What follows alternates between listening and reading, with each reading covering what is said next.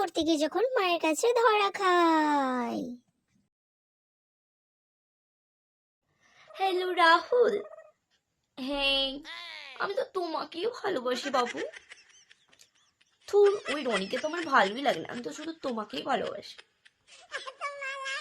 হ্যাঁ, আমি শুধু তোমাকেই ভালোবাসি রাহুল।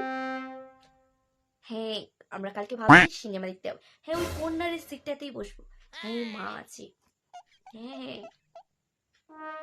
হ্যাঁ, ওই কর্নারের সিটটাই বসবো। হ্যাঁ, কালকে কালকে তো শোনাই। হ্যাঁ পূজা, হ্যাঁ কালকে যাবো তো। কালকে স্যার তো আমায় তো ফোন করলো না, ও হঠাৎ করে বলেছে। শোনে, কথা বলছিস? কে ফোন করেছে রে? পূজা? ও আচ্ছা।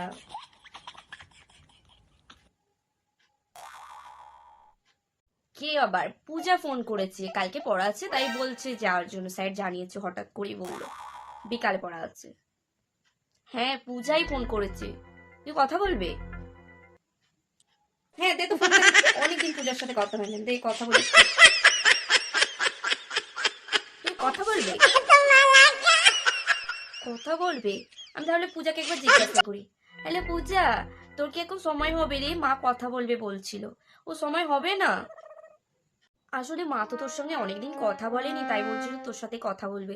তোর তো সময়ই নেই, তাহলে কি করে আর কথা বলবি?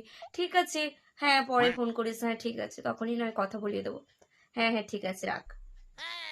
ও ব্যস্ত, ও কথা বলতে পারবে না। ঠিক আছে, তুই কথা বলে রেখে দে। তোর ফোনে ব্যস্ত দেখে পূজা আমার ফোনে ফোন করেছিল। এনে ধর, কথা বলে নে, তারপরে তোর ব্যবস্থা হচ্ছে।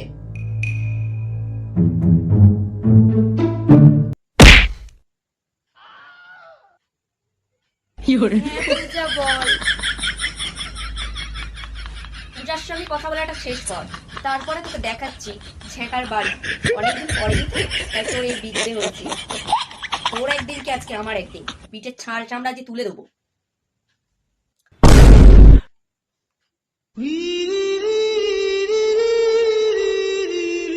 এরকম মজার মজার ফানি ভিডিও পেতে জলদি জলদি সাবস্ক্রাইব করে দাও, যাতে সবার আগে তোমার কাছে ভিডিওটা পৌঁছে যায়। আর নেক্সট ভিডিওতে দেখা হচ্ছে, টাটা।